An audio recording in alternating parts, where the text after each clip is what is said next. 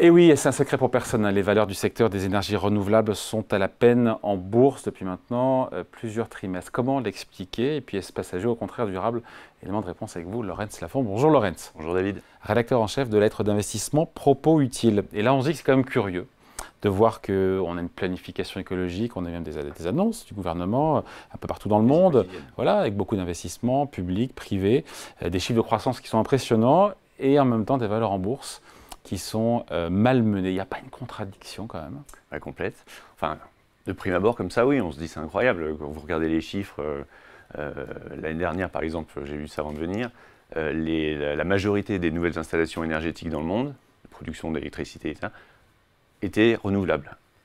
Si vous prenez les projections de l'AIE, en 2027, c'est-à-dire dans 5 ans, chaque année on installera 2 fois plus de capacités renouvelables qu'aujourd'hui. L'élan est incroyable, le solaire dépasse déjà le pétrole en termes d'investissement, et pourtant, en bourse, ça se traduit par une hécatombe.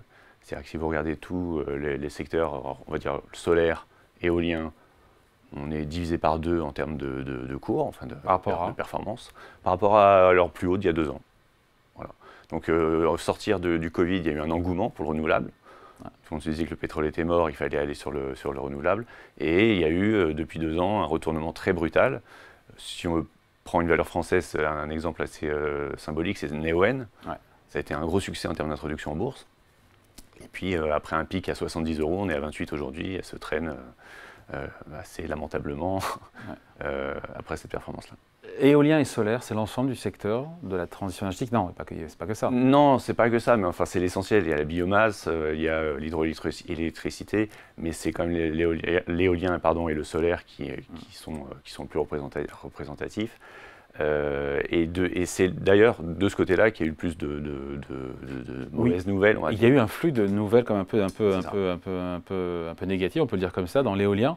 On est quoi? On est Ørsted aussi. Ørsted, alors il faut expliquer qui est Ørsted. Alors, Ørsted, c'est un Danois, c'est un poids lourd de l'éolien. Ils ont passé 2 milliards de dépréciation parce qu'ils ont averti les investisseurs que d'abord il y a l'inflation des coûts qui a été très dure pour eux, l'approvisionnement qui est difficile. Et puis, à l'image de Siemens Energy, il y a des problèmes techniques dans l'éolien. Siemens a fait une annonce assez dingue sur ces champs éoliens. Il y a énormément de problèmes, des pièces défectueuses. Ça va les impacter pendant de nombreuses années.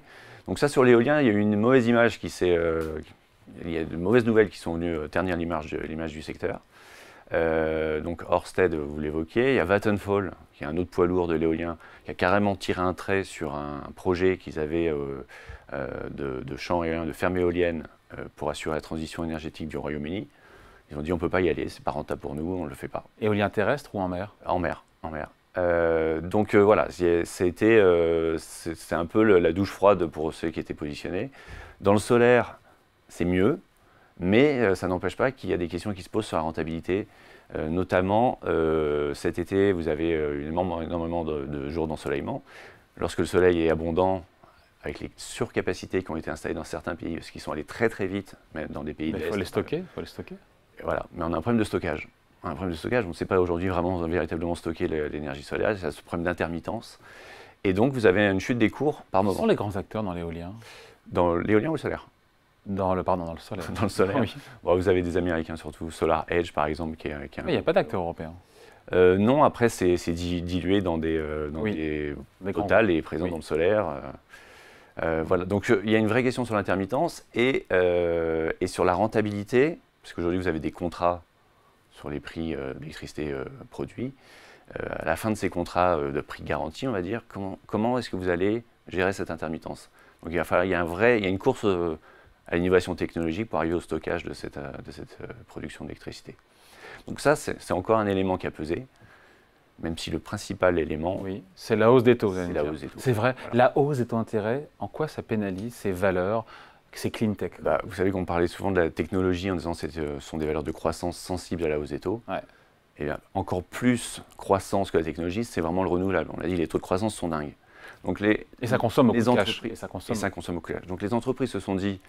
Il faut qu'on capte cette demande qui va naître des obligations réglementaires créées par les États de la transition. Pour y aller, je vais m'endetter, je vais aller chercher des capitaux, m'endetter fortement pour investir et être capable de répondre à cette demande. Sauf que lorsque les taux et l'argent étaient gratuits, c'était facile. Avec des taux à 5 et plus, ça bouleverse complètement les modèles de rentabilité de ces entreprises. Donc elles repoussent leurs perspectives de rentabilité et en plus elles ont moins accès aux liquidités. C'est le monde à l'envers quand même. On a besoin d'accélérer dans la transition énergétique. On a des valeurs en bourse qui ont beaucoup monté, mais qui en même temps elles ont perdu 50% par rapport à leur point haut d'il y a 2 ans. Mais si on regarde sur 5 ans. C'est pas génial. Non, c'est pas dingue. C'est pas dingue. Il y a eu une belle performance entre 2020 et 2021 parce que il y a eu cet impact médiatique lié au Covid et on s'est dit tiens le monde change, tout le monde est allé sur le renouvelable. Mais au-delà de ça, sur 5 ans, c'est pas dingue non plus. Ouais. Non, il y a eu un gonflement des valorisations et le pendant derrière. Alors ça ne veut pas dire que c'est fini, mais c'est vrai que la bonne nouvelle, c'est que si les ratios de valorisation ont un peu baissé, ont fondu comme neige au soleil, sur ces valeurs de la transition énergétique, et ben, c'est des dossiers qu'on peut de nouveau regarder. Bah, surtout qu'on est en train de dire que les taux, on arrive à un palier en termes de taux, que ce soit en Europe. Un plafond. Un plafond, pardon. Oui. Un plafond, un palier, on va continuer.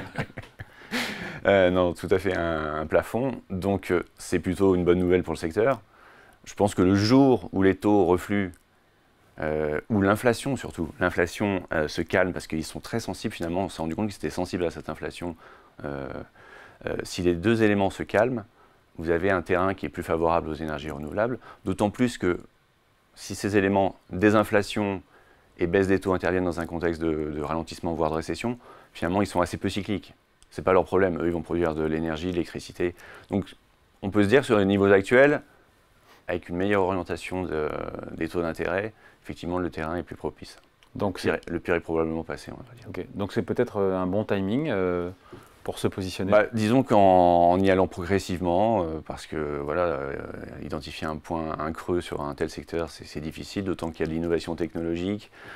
Difficile d'ailleurs d'identifier quels sont vraiment les futurs gagnants, un petit peu comme dans la tech. Donc l'idée c'est de diversifier, passer par un ETF et de lisser son prix de revient. Et effectivement, en y allant progressivement, je pense qu'on est sur des niveaux intéressants. Avec des opportunités. Merci beaucoup. Point de vue signé Laurence Lafont, rédacteur en chef de la lettre d'investissement Propos Utile. Merci Laurence. Salut David. Salut.